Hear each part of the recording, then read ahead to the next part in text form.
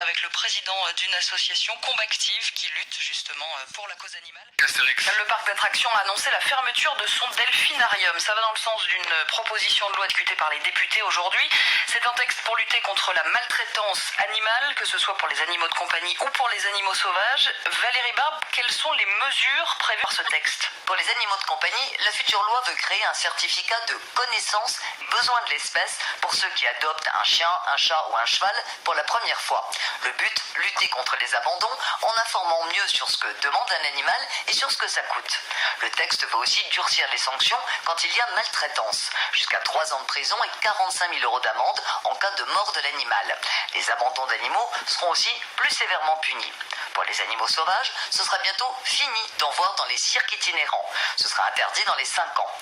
Pareil pour les delphinariums qui ne pourront plus avoir de cétacés. Terminer aussi les animaux sauvages dans les fêtes privées, les discothèques ou à la télévision. C'est également la fin pour les 3 élevages de visons d'Amérique qui existent encore en France. Le président de l'association Combactive qui lutte pour la cause animale, bonjour.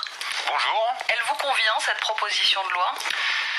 Alors elle me convient dans le sens où on parle des animaux, donc c'est déjà une belle avancée. Maintenant c'est vrai que quand on regarde dans le détail, on se rend compte assez facilement qu'elle manque énormément d'ambition. Enfin elle a été bridée dès le début par le groupe qui la met en place. C'est-à-dire qu'est-ce qui manque cruellement par exemple? Des précisions logiques.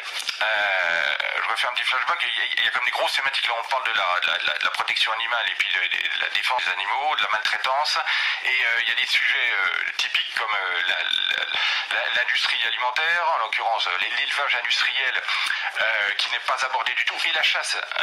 Voilà, donc ça c'est Christophe Castaner qui a briefé ses troupes en disant on ne parlera pas de ces thématiques-là, qui sont les plus importantes. Maintenant, bon, c'est vrai qu'on parle du reste, et puis on peut quand même se féliciter qu'on parle des animaux, voilà. Mais effectivement, il manque, d'après vous, des grandes thématiques liées aux animaux. Fabien Robert, vous restez avec nous jusqu'à 8h-10. On va parler avec vous aussi notamment des animaux dans les cirques, puisqu'on en a eu pas mal.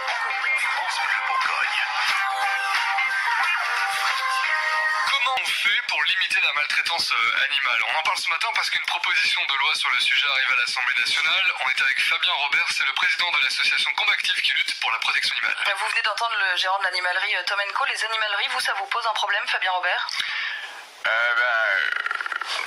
Potentiellement oui, pour la simple et bonne raison qu'on récupère des animaux qui proviennent souvent d'animaleries pour causer lapins, voilà, parce que exactement comme le disait le directeur, hein, les gens peuvent avoir, on va dire, on va pas dire ont toujours, mais peuvent avoir des achats compulsifs comme ça à certains moments, et puis se rendre compte que pour des raisons X ou Y, ben, ils peuvent plus assumer l'animal, et puis du coup ils s'en séparent. Lui, il a l'air de bien faire son boulot en prévenant et en informant les gens. C'est pas forcément le cas dans tous les magasins. Ah ben non, c'est sûr. Puis après, il parle également des ventes sur internet. Il faut savoir quand même que normalement aujourd'hui, un site comme Le Bon Coin devrait être réglementé. Pour vendre un animal sur Le Bon Coin, il faut avoir un numéro SIRET. Après, qui est-ce qui va aller vérifier? C'est ça la grande problématique, quoi. Et puis souvent on adopte avec des copains qui ont un chat, une chatte qui a eu une portée ou tout comme ça. Enfin, on imagine qu'il y a effectivement voilà. plein de... Alors ça c'est une autre problématique, oui, la stérilisation des animaux qu'on a personnellement, quoi. En l'occurrence les chats et les chiens, quoi, qui devraient être automatiques, voire obligatoires. Dans cette proposition de loi, il est question d'interdire les animaux sauvages dans les cirques. En Côte d'Or, certains maires, ces dernières années, ont déjà pris des arrêtés. Ça a été le cas à Dijon notamment. On est en avance sur le sujet en Côte d'Or? On n'est pas en avance, mais on n'est pas en retard.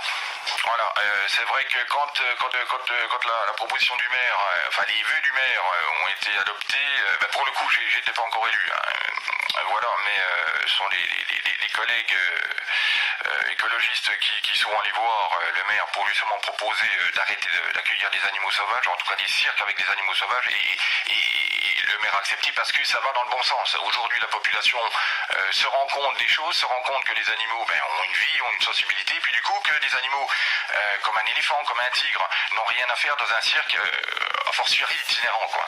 Mais quand on dit que c'est des animaux sauvages qui sont nés en captivité et que ça n'aurait aucun sens de les remettre finalement dans la vie sauvage, vous répondez quoi? Effectivement, les remettre dans sortir un éléphant d'un cirque et puis le remettre dans la nature, c'est sûr que ça n'a pas de sens. C'est la raison pour laquelle interdire les animaux, et ça rejoint la loi, interdire les animaux sauvages dans les cirques, effectivement il faut le faire, mais il faut se prémunir de qu'est-ce que vont devenir les animaux, c'est-à-dire qu'il faut leur trouver une maison de retraite, des sanctuaires, et puis en tout état de cause, il faut que ça soit réglementé avec les circassiens, parce que on sait qu'un animal vendu en pièces détachées, c'est-à-dire en morceaux tués, si on prend l'exemple d'un tigre, on va vendre la peau d'un côté, les tigres de l'autre, les dents de l'autre, et puis ça reviendra beaucoup plus cher que si on vendait un animal entier, quoi. Donc faut faire très attention à ça, puisque c'est ce qui a pu se passer dans les pays comme en Espagne. À la manière dont ça va être mis en œuvre. Il est 7h49 avant de partir, Fabien Robert, les dernières questions en mode rafale. Juste, vous me dites bonne idée ou mauvaise idée. Créer une formation pour les nouveaux acheteurs d'animaux, bonne idée ou mauvaise idée? Bonne idée. Remplacer les animaux dans les cirques par des hologrammes. Très bonne idée. Offrir un chien à sa grand-mère sans qu'elle ne l'ait vu. Très mauvaise idée. Acheter un animal sur internet.